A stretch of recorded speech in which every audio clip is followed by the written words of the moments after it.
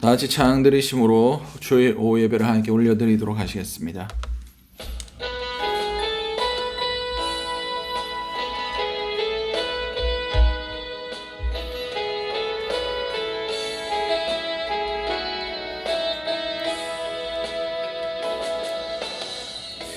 따스한 성령님 마음으로 보내 내 몸을 감싸며 주어지는 평안함 만족감을 느끼네. 부르신 곳에서 나는 예배하네. 어떤 상황에도 나는 예배하네. 부르신 곳에서 나는 예배하네. 어떤 상황에도 나는 예배하네. 사랑과 진리에 한 줄 입이 뻔해 내 몸을 감싸며 주어지는 평안함 그 사랑을 느끼네. 부르신 곳에서 나는 예배하네. 어떤 상황에도 나는 예배하네. 부르신 곳에서 나는 예배하네. 어떤 상황에도 나는 예배하네. 내가 걸어갈 때 길이 되고 살아갈 때 삶이 되는 그곳에서 예배하네. 내가 걸어갈 때 길이 되고 살아갈 때 삶이 되는 그곳에서 예배하네. 부르신 곳에서 나는 예배하네. 어떤 상황에도 나는 예배하네. 부르신 곳에서 나는 예배하네. 어떤 상황에도 나는 예배하네.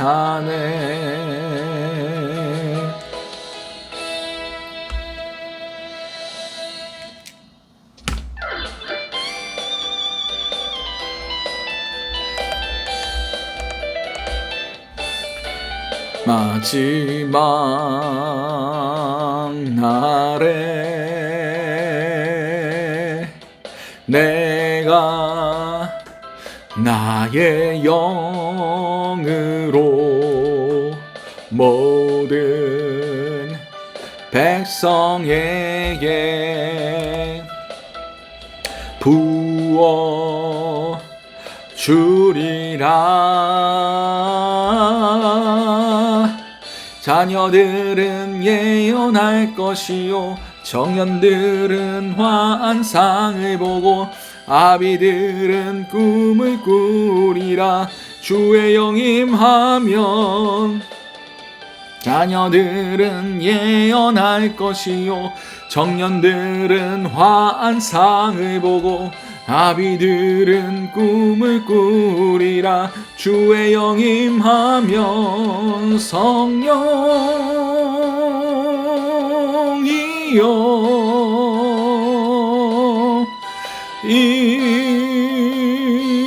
임하소서. 성령이여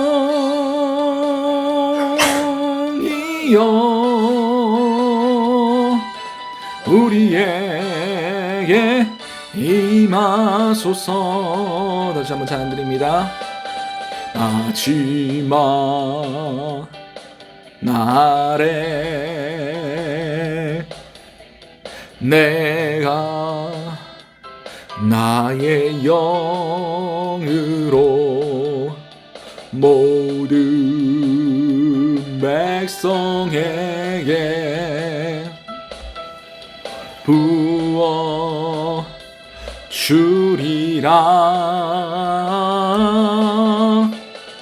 자녀들은 예언할 것이요 청년들은 환상을 보고 아비들은 꿈을 꾸리라. 주의 영임하면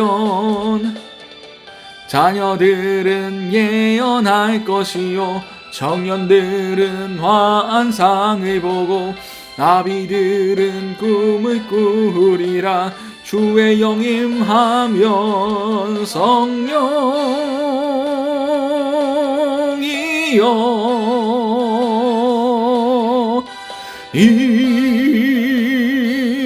임하소서.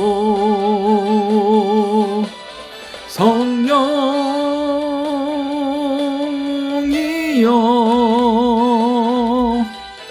우리에게 임하소서.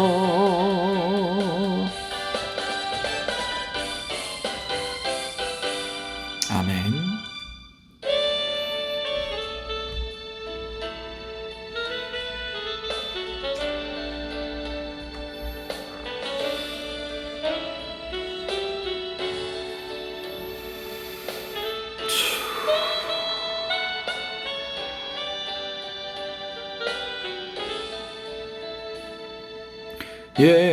예수 하나님의 공의 주독생자 그의 나라 임하시네.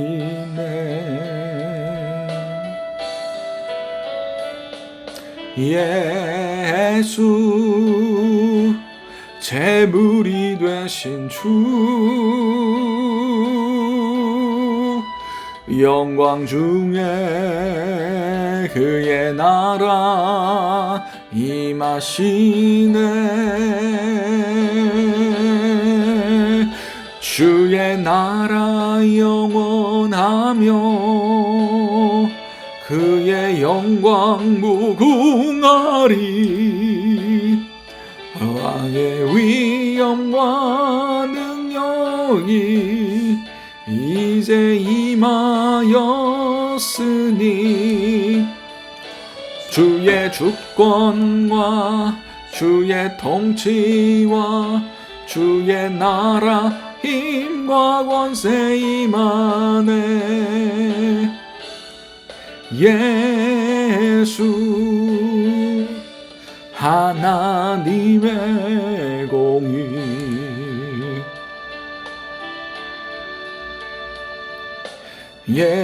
예수 하나님의 사랑 주내와 말씀으로 나타났네.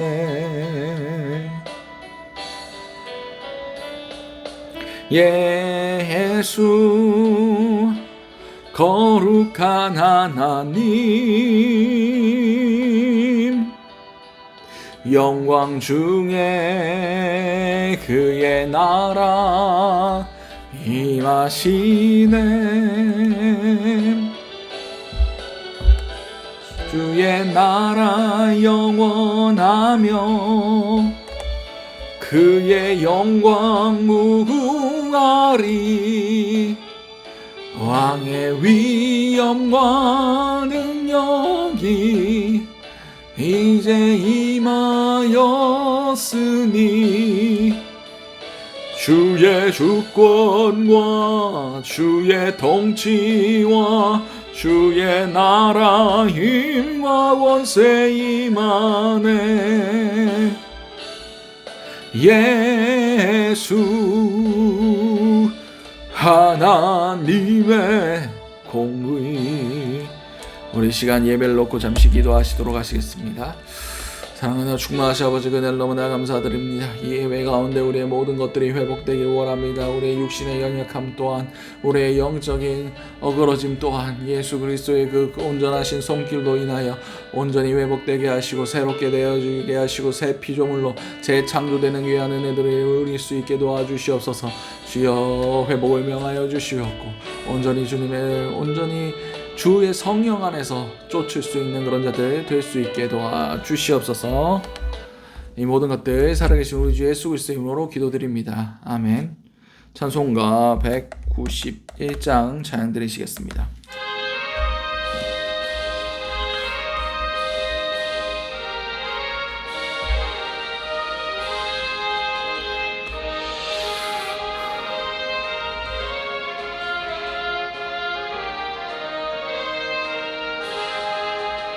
내가 매일 기쁘게 순례의 길 행함은 주의 팔이 나를 안보함이요 내가 주의 큰 복을 받는 참된 비결은 주의 영이 함께함이라. 성령이 계시네 할렐루야 함께하시네.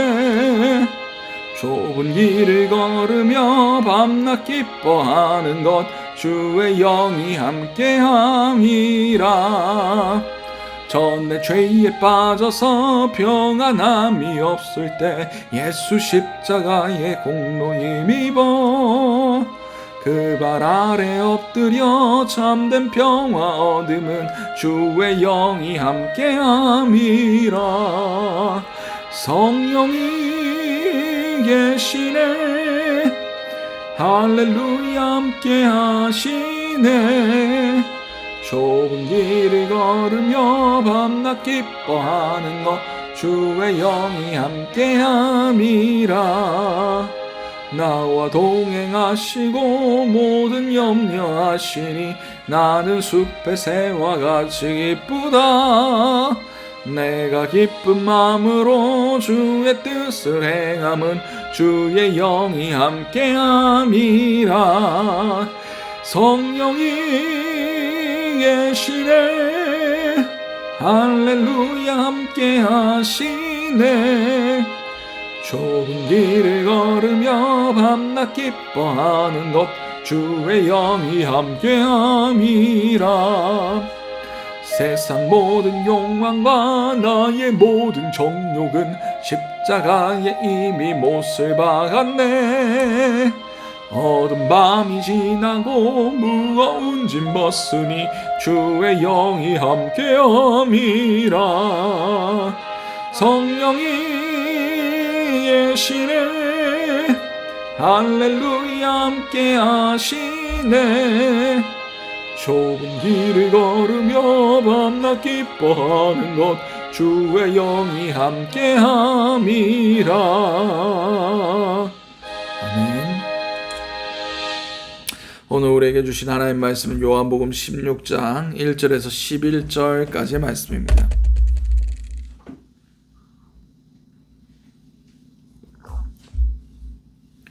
요한복음 16장 1절에서 11절까지의 말씀.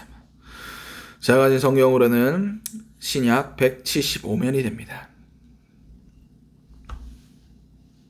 요한복음 16장 1절에서 11절까지의 말씀.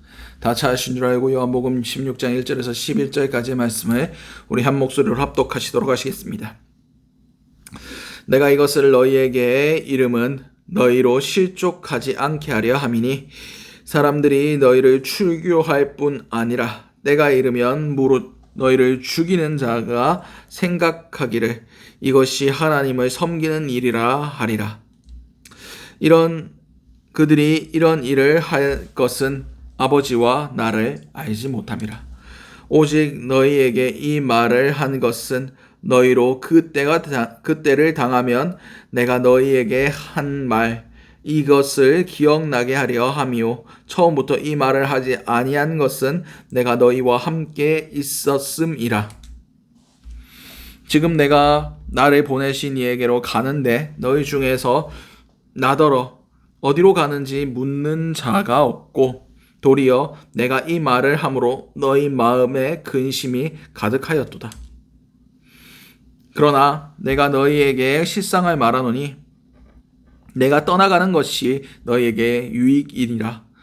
내가 떠나지 아니하면 보혜사가 너희에게로 오시지 아니할 것이요 가면 내가 그를 너희에게로 보내리니 그가 와서 죄에 대하여 의에 대하여 심판에 대하여 세상을 책망하시리라.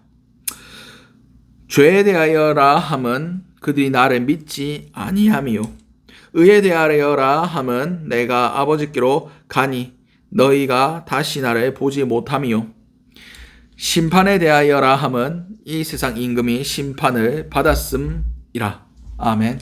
오늘 우리에게 허락하신 요한복음 16장 1절에서 11절까지의 말씀을 가지고 다락방 강화 그 13번째 시간으로 함께 은혜를 나눴으면 좋겠습니다. 예수님께서 이제 너희가 이제 고난을 받을 것이다. 내 이름 때문에 고난을 받을 것이다. 라고 말씀을 하셨어요. 그래서 오늘 본문 1절에 내가 이것을 너희에게 이름은 너희로 실족하지 않게 하려 함이니 라고 말씀하십니다. 그들이 고난을 받을 것이다 라고 미리 말씀해 두시지 않았으면 그들이 스칸달리죠. 실족하다, 걸려 넘어지다 라는 뜻입니다. 되어지는 일들에 대해서 이해하지 못하고 이것이 예수 그리스도께서 우리와 함께하지 않으셔서 이런 일들이 일어났나, 아니면 우리가 믿는 게 진짜 잘못되어서 이런 일들이 일어났나 하면서 배교를 하고 예수 그리스도의 믿음의 도에서 떠나버릴 것을 예수님께서 미리 염려하시고 미리 그게 일어나는 것이 당연한 일이다, 일어날 것이다, 그게 이상한 것이 아니다, 그게 아버지의 뜻이다 라고 미리 말씀해 두신 거라는 겁니다. 2절 말씀에 사람들이 너희를 출교할 뿐 아니라 때가 이르면 무릇 너희를 죽이는 자가 생각하기를 이것이 하나님을 섬기는 일이라 하리라. 아멘. 사람들이 너희를 출교한다. 출교한다는 것은 회당에서 내쫓다라는 뜻입니다. 우리가 유대인 그냥 교회에서 쫓아내면 교회 안 가면 되지, 이런 생각으로 하시면 안 됩니다.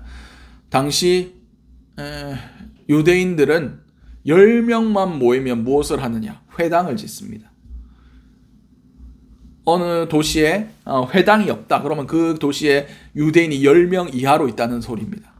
유대인들은 모이면 10명 이상만 있으면 무조건 회당을 짓습니다. 왜냐하면 그 회당이 그 공동체의 중심 역할을 하기 때문입니다. 그래서 항상 회당에서 모여서 하나님 말씀을 강론하고 예배 드리고 이런 것들이 그들의 삶의 중심으로 잡혀 있다는 것입니다. 근데 출교 당한다, 이 회당에서 쫓겨남을 당한다는 것은 그 유대 공동체에서 아예 배척당한다라는 것을 의미합니다. 지금도 유대인들 안에서 예수를 믿는다 하면 어떻게 되는 줄 아십니까? 메시아닉 주라고 부릅니다. 메시아를, 예수를 메시아로 믿는 유대인, 이게 메시아닉 주, 다시 말해서 기독교인이죠. 유대인 가운데 기독교인은 그들의 공동체에서 아예 끊어짐을 당합니다. 들리는 바에 의하면 테러를 당하는 것도 물론 존재를 하지만 가족들이 그 사람에 대해서 장례식을 치러버렸는데요. 걔는 이미 우리 유대 공동체에서 죽은 애랑 같다, 이미 심판받아 멸망당해야 될 애다 라고 판단하기 때문에 모든 인간관계를 다 끊어버리고 그 모든 유대인 커뮤니티에서 추방시켜버립니다. 그게 출교가 강한다는 뜻이에요. 지금도 일어나고 있는 일입니다. 그리고 또 뭐라고 말씀하십니까? 많은 사람들이 너희를 죽일 텐데, 죽이면서도 그들이 내가 너희를 죽이는 것이 하나님의 뜻이다, 하나님의 기뻐하시는 일이다, 하나님을 섬기는 일이다 라고 생각할 거란 말입니다. 이게 실제로 누구한테 일어났습니까? 사도 바울이 그랬습니다. 사도 바울이 스데반을 돌로 칠 때 제일 주동자 역할을 했던 사람이에요. 그리고 스데반이 돌로 맞아서 죽을 때 당연히 그렇게 된 것이 당연하다라고 생각했고 온 유대 사회 온 이스라엘을 다 다니면서 예수 믿는 사람들을 핍박하고 옥에 가두고, 이제 그것도 모자라서 저 다마스커스에 있는 유대 예수를 믿는 공동체도 잡아서 끌고 가려고 공문을 받아서 가는 도중에 길에서 예수님을 만나지 않습니까? 사도 바울은 한 번도 의심하지 않았어요. 내가 하는 이 일이 하나님 기뻐하시는 일이라고 믿고 있었습니다. 내가 이 행위를 함으로써 예수 이단들이 심판받으면 하나님 기뻐할 거라고, 하나님 영광 받으실 거라고 철석같이 믿고 있었습니다. 이런 사태들이 벌어지는 이유가 무엇입니까? 3절 말씀에 그들이 이런 일을 할 것은 아버지와 나를 알지 못함이라. 그들의 무지 때문이라는 거예요. 예수가 그리스도임을 알았으면 그렇게 했겠습니까?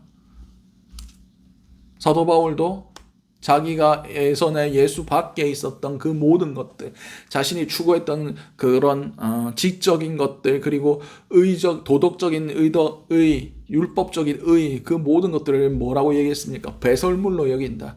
왜냐하면 예수를 아는 지식이 가장 고상하기 때문이다. 예수 밖에 있었던 그 모든 것들은 아무 의미가 없는 것이다라고 얘기하고 있지 않습니까? 예수를 알았으므로 그 모든 것이 의미가 없다는 것을 깨닫는 거예요. 다시 말해서 예수를 깨닫지 못하면 그 예전의 것들을 애지중지하고 그것이 자기를 의롭게 해줄 것이다, 그것이 자기를 구원해 줄 것이라는 잘못된 그런 믿음을 가지고 예수 믿는 사람들을 핍박하고 그들에게 고난을 줄 거란 겁니다. 그렇다고 우리가 무엇을 아느냐가 중요합니다. 우리는 예수 그리스도를 알고 있다는 것이 얼마나 우리에게 큰 복이며 얼마나 우리를 복되게 하는지를 깨달아 알아야 됩니다.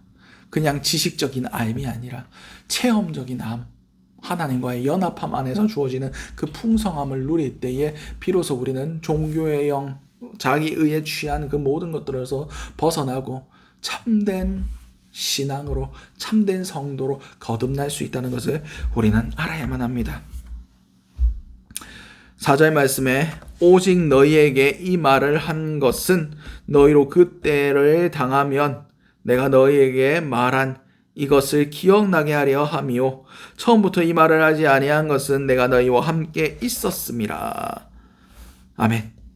이것을 계속해서 고난에 대해서 계속해서 너희가 당할 그 시련에 대해서 말씀하시는 이유는 그 일을 당했을 때 예수님께서 이런 일들이 일어날 거야 라고 말씀하셨던 것을 기억하기 위해서, 그럼을 통해서 어떠한 상황 가운데서도 흔들리지 아니하고 믿음 위에 굳건히 설 수 있게, 맞아, 예수님께서도 고난 당하셨으니까 우리도 고난 당하는 것이 마땅한 거야 라는 것을 기억하게 하기 위해서 예수님께서 이 말씀을 일러주셨습니다.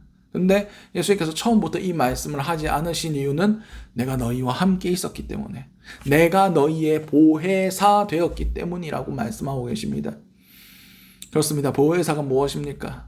곁에서 도와주는 사람, 곁에서 깨닫게 해주는 사람, 보호해 주는 사람, 은혜를 베푸는 사람이 나였기 때문이다 라고 말씀하시는 거예요. 그리고 다른 보혜사에 대해서 약속하기 시작하십니다. 5절에서 6절 말씀 보도록 하겠습니다. 지금 내가 나를 보내신 이에게로 가는데 너희 중에서 나더러 어디로 가는지 묻는 자가 없고 도리어 내가 이 말을 함으로 너의 마음에 근심하였도다. 아멘. 예수님께서 내가 아버지께로 간다고 하는데 너희가 지금 근심하고 있다. 이게 무슨 말씀이십니까? 예수님께서 무엇을 원하셨겠습니까? 그 전에 다락방 강화에서도 말씀하셨듯이 내가 아버지께로 간다라고 얘기하면 너희는 기뻐해야 된다. 왜냐하면 예수 그리스도의 사역이 완성이 되었기 때문에, 그분이 승리하셨기 때문에 모든 것들을 이루시고 아버지께로 돌아가는 것을 너희는 기뻐해야 된다라고 말씀하셨어요. 근데 지금 제자들이 왜 근심하고 걱정하고 있습니까?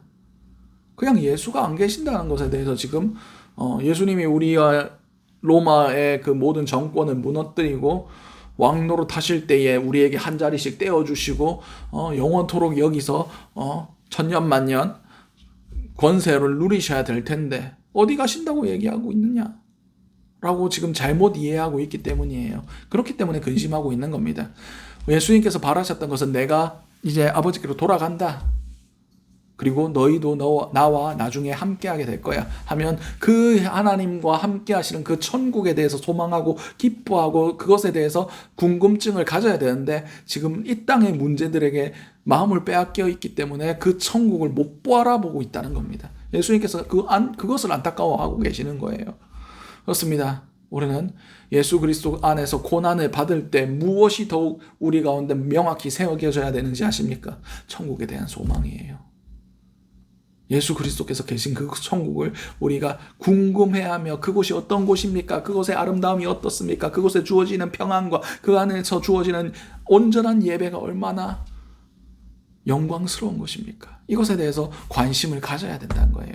제자들에게 이 말씀을 하셨을 때 고난의 그 앞에 있는 잠깐의 그 고난, 그 아픔, 그 괴로움에 마음을 빼앗기고 예수님이 우리와 함께하지 않으신다는 것에 대해서 괴로워하는 것이 아니라 그 모든 고난 후에 받게 될 영광, 누리게 될 천국에 대해서 너희가 궁금증을 가져야 된다고 말씀하고 계시는 겁니다. 나더러 어디로 가는지 묻는 자가 없고 그 천국에 대해서, 그 영원한 곳에 대해서, 그 안식에 대해서 관심을 가져야 되지만 지금 제자들에겐 다른 것이 더 크게 보이고 다른 것이 자신의 마음을 빼앗고 있다는 것을 예수님께서 지금 지적하시고 있는 겁니다. 그런 7절 말씀에 그러나 내가 너희에게 실상을 말하노니 내가 떠나는 것이 너희에게 유익이라. 내가 떠나지 아니하면 보혜사가 너희에게로 오시지 아니할 것이요 가면 내가 그를 너희에게로 보내리니. 아멘. 그렇습니다. 예수님, 제가 저번에도 말씀드렸듯이 예수님께서 또 한 번 말씀하십니다. 내가 가는 것이 너희에게 유익한 거다. 사복음서에서 공생의 가운데 예수님께서 제자들과 함께 떠나 있었던 사건들이 몇 번 있었습니다.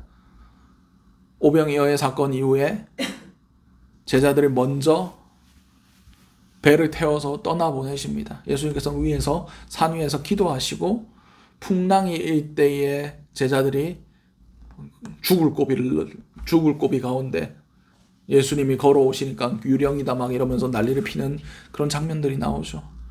그리고 또 변화산상에서 베드로와 야고보와 요한 3명만 데리고 가셨을 때 제자들이 산 밑에서 뭐 하고 있었습니까? 귀신 들린 아들을 데리고 있는 아버지가 와가지고 아들 좀 고쳐달라고 제자들에게 얘기했는데 못 고치고 있습니다. 어려움을 당하고 부끄러움을 당하고 수치를 당하고 있어요. 그렇습니다. 예수님이 육신 가운데 있었을 때에 예수님이 떠나 계시는 경험들을 했을 때 그들이 연약해지고 두려워하고 무능력한 그런 모습들을 보이던 장면들을 우리는 기억합니다. 그러나 다른 보혜사, 그 영으로 언제나 함께 하시는 그 하나님, 성령 하나님이 우리 가운데 계시는 것이 너희에게 더 유익한 것이다. 그분은 졸지도 주무시지도 아니하고 떠나시지도 아니하고 영원히 너희와 함께하기를 원하시는 분이시기 때문에 내 육신을 입고 이 땅에 있는 것보다 너희에게 성령 하나님이 너희 영 가운데 너희의 거룩한 지성소 가운데 영원히 함께하시는 그것이 너희에게 더 유익하다라고 지금 말씀하고 계시는 겁니다. 그분이 오셔서 무엇을 하신다고 말씀하고 계십니까? 그가 와서 죄에 대하여 의에 대하여 심판에 대하여 세상을 책망하시리라. 아멘. 여기서 책망하다라는 단어 헬라어를 살펴보면 꾸짖다, 교정하다, 깨닫게 하다라는 의미를 가지고 있습니다. 그냥 막 네가 이거 잘못했다라고 그냥 벌 주는 것이 아니라 그것이 무엇이 잘못되었고 어떻게 돼야 된다는 것을 성령께서 깨닫게 해주신다는 거예요. 세상을 향하여. 뭐에 대해서 말씀하고 계십니까? 죄와 의와 심판에 대해서 너희가 인식하고 있는 그 잘못들을 교정해 주실 것이란 거예요. 처음에 뭐라고 말씀하십니까? 죄에 대하여라 함은 그들이 나를 믿지 아니함이요. 그렇습니다. 예수님을 죽이고 나서 예수님이 승천하시고 나서도 그들은 하나님의 뜻에 대해서 모르고 있었어요. 죄가 뭡니까? 여러분이 생각하는 죄가 뭐예요? 그냥 뭐 사람 때리고 죽이고 돈 뺏고 십계명을 범하면 그게 죄입니까? 성경에서 말하는 죄는 살짝 다릅니다. 헬라어로 기록된 이 죄라는 단어는 하마르티아라고 기록되어 있습니다. 이것은 화살이 관역에서 벗어나다라는 뜻을 가지고 있어요. 다시 말해서 하나님의 뜻과 벗어나 있는 상태가 죄인 거예요. 나를 믿지 아니한 것이 죄라는 겁니다. 하나님의 뜻이 무엇이었을까요? 아들을 통하여 그를 믿음으로 모든 사람이 구원을 받는 것이 하나님의 뜻이었습니다. 근데 예수가 왔지만, 예수가 그 모든 십자가를 지고 모든 구원을 이루었지만 그들이 믿지 않았다는 거예요. 예수가 하나님의 아들이신데, 그분을 믿는 것이 하나님의 뜻인데 그 뜻을 깨닫지 못했다는 겁니다. 성령께서 오셨을 때 그들에게 주실 것은 하나님의 뜻이 무엇인가를 깨닫게 하시는 거예요. 그 믿지 않는 죄의 상태에서 믿음으로 들어오게 하시는 것이 바로 성령의 능력이란 겁니다. 두 번째로 무엇을 말씀하고 계십니까? 의에 대하여라 함은 내가 아버지께로 가니 너희가 다시 나를 보지 못함이요 라고 말씀하고 계십니다. 의, 마땅히 행해야 할 것들, 마땅히 이루어져야 할 것들에 대해서 깨닫게 하신다는 거예요. 예수 그리스도께서 왜 아버지께로 가셨습니까? 십자가에 못 박혀 돌아가시고 부활하시고 승천하신 거 아닙니까? 하나님께서 행하고자 하시는 그 모든 일들이 완수가 되었기 때문에 예수님께서 아버지께로 가신 거예요. 이것이 아버지의 의입니다. 마땅히 우리에게 주어진 예수 그리스도의 그 십자가의 그 모든 다 이루었다 하심을 통하여 얻어진 그 구원, 그것이 하나님의 의예요. 예수 그리스도의 공의입니다. 이 땅 가운데 하나님의 나라가 임하게 하시는 것. 성령께서 예수 그리스도의 그 십자가의 사건이 실패한 한 혁명가의 마지막 초라한 죽음이 아니라, 수치스러운 죽음이 아니라 하나님의 어린 양이 모든 인류의 죄를 사기 위하여 죽으신 그 대속의 죽음이란 것을, 그 의로운 죽음이라는 것을 깨닫게 해주시겠다는 겁니다. 우리의 믿음의 눈으로 예수 그리스도의 십자가를 바라보게 해주시겠다는 거예요. 우리는 예수 그리스도의 그 의로우심을 봐야 됩니다. 성령의 눈으로. 그냥 실패한 혁명가의 죽음이 아니라 하나님의 아들의 죽음으로 그 성령께서 그 눈을 바로 교정시켜 주신다는 겁니다. 그리고 마지막으로 심판에 대하여라 함은 이 세상의 임금이 심판을 받았습니다 라고 말씀하고 계십니다. 예수 그리스도께서 십자가에 못 박혀 돌아가시고 부활 승리하심으로 사단의 권세가 무너졌습니다. 세상 임금이었던 그 사단의 권세가 예수의 부활 승리하심으로 예수의 발 앞에 산산이 깨어졌어요. 그래서 예수의 권세 앞에, 예수의 그 모든 권위 앞에, 예수의 그 하나님의 나라의 영광 앞에 그 사단의 모든 계략과 모든 통치가, 모든 것들이 다 드러나게 된 거예요. 유대인들은, 바리새인과 서기관들과 그런 사람들은 자신이 심판받을 대상이란 걸 몰랐습니다. 사단이 다 가려놨거든요. 종교의 영으로 자기 의로 취하게 만들어버렸거든요. 그래서 자신은 어떻게 하든 나는 구원받는다. 왜냐하면 내가 율법 다 지켰으니까. 근데 사단, 그 세상의 임금이 심판됨을 통하여 그들의 죄들이 다 드러나고 나도 예수 밖에 있으면 그 심판을 받을 수밖에 없는 존재구나. 내 의로는 아무것도 구원을 이룰 수 없구나. 율법이 구원을 얻게 하는 게 아니구나 라는 것을 성령께서 깨닫게 해주신다고 하신 거예요. 심판이 무엇인가? 우리가 그 심판대 앞에서 무엇을 해야 의롭다 하심을 받게 될까? 성령께서 바로 그것을 가르쳐 주신다는 겁니다. 잘못된 심판관, 사단이 무감각하게 만들고 눈을 가려버린 그 심판관에 대해서 바로잡아 주신다는 거예요. 성령께서. 성령은 우리를 바로 깨닫게 해주시는 분. 우리가 무엇을 쫓아야 되는지, 무엇을 붙들어야 되는지, 무엇을 믿어야 되는지 회개하고 돌아오게 하시는 분이 바로 성령님이다라고 말씀하고 계시는 겁니다. 그렇습니다. 우리는 이 성령님의 책망하심을 들어야 됩니다.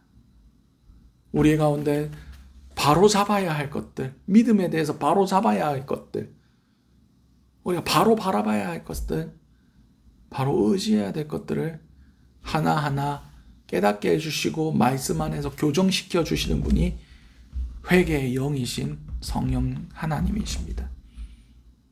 진리의 영이신 그분께서 우리를 그렇게 해주실 거예요.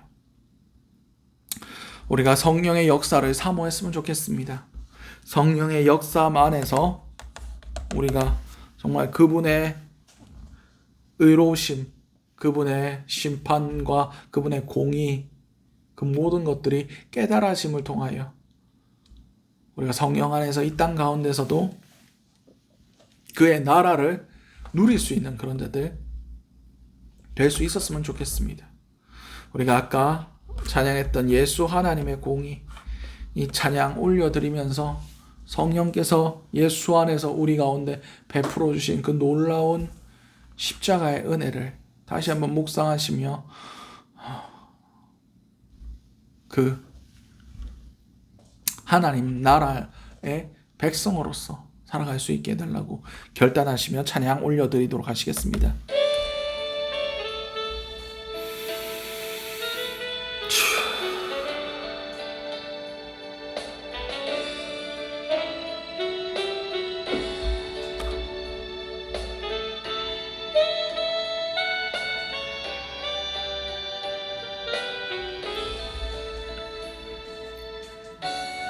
예수 하나님의 공의 주독생자 그의 나라 임하시네. 예수 제물이 되신 주 영광 중에 그의 나라 임하시네. 주의 나라 영원하며 그의 영광 무궁하리. 왕의 위엄과 능력이 이제 임하였으니 주의 주권과 주의 통치와 주의 나라 힘과 권세 임하네. 예수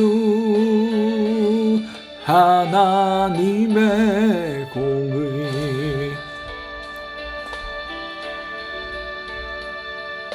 예수 하나님의 사랑 주내와 말씀으로 나타났네.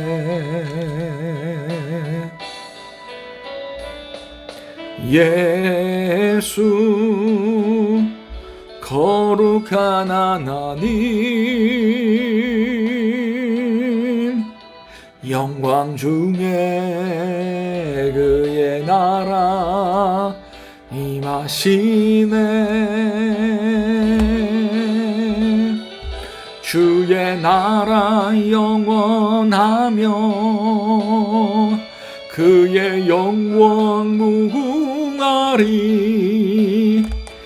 왕의 위엄과 능력이 이제 임하였으니 주의 주권과 주의 통치와 주의 나라 힘과 원세 임하네. 예수 하나님의 공의. 오늘 이 시간 주님께서 말씀 가운데 깨닫게 하셨던 것들을 놓고 우리 주여 아버지 주님 동성으로 기도하시도록 하시겠습니다. 주여 사랑과 충만하신 아버지 은혜를 너무나 감사드립니다. 주님, 우리가 성령의 깨닫게 하심, 성령께서 우리가 잘못 인식하며 잘못 깨닫고 있는 것들을 들추어내시고 그것들에 대해서 교정하여 주시고 책망하시며 바로 잡아주신다는 것을 알게 하심을 너무나 감사드립니다. 아버지, 우리가 잘못 짓고 있는 죄악들을 깨닫게 하시고 하나님의 공의와 그 의를 바로 깨닫게 하시고 주님의 그 심판대 앞에 우리가 무엇을 붙들며 무엇을 주님 앞에 내놓아야 될지를 깨닫게 하심을 너무나 감사드립니다. 주여, 깨닫는 대로 행하게 하여 주시고 성령 안에서 우리가 그 말씀하신 대로 성령이 이끄시는 대로 보혜사 성령님의 그 은혜 안에서 살아갈 수 있는 그런 자들이 될 수 있게 도와 주시옵소서. 이 모든 것들 살아계신 우리 주 예수 그리스도의 이름으로 기도드렸습니다. 아멘. 이제 축도로 예배 마무리하도록 하겠습니다. 기도하시겠습니다. 사랑과 내가 충만하신 아버지 그대를 너무나 감사드립니다. 연약한 우리의 삶 가운데 성령께서 보혜사 되어 주심을 통하여 우리 가운데 말씀을 깨닫게 하시고 우리가 잘못 인식하는 것에 대해서 하나님의 영으로 바로잡아 주시는 그 놀라운 은혜를 우리가 함께 나누게 하심을 너무나 감사드립니다. 주여, 말씀하시는 그 성령님의 음성에 귀를 기울이게 하시고 깨닫게 하실 때에 즉시 순종함으로 우리의 모든 의지와 우리의 모든 것들을 처소 굴복시켜 주님의 뜻 앞에 성령님의 말씀 앞에 처소 굴복시킬 수 있게 하심을 통하여 온전히 주님의 사람으로서 토기장이가 그 진흙을 다시 빚어가듯이 다시 재창조의 역사가 일어날 수 있는 그런 자들이 될 수 있게 도와주시옵소서.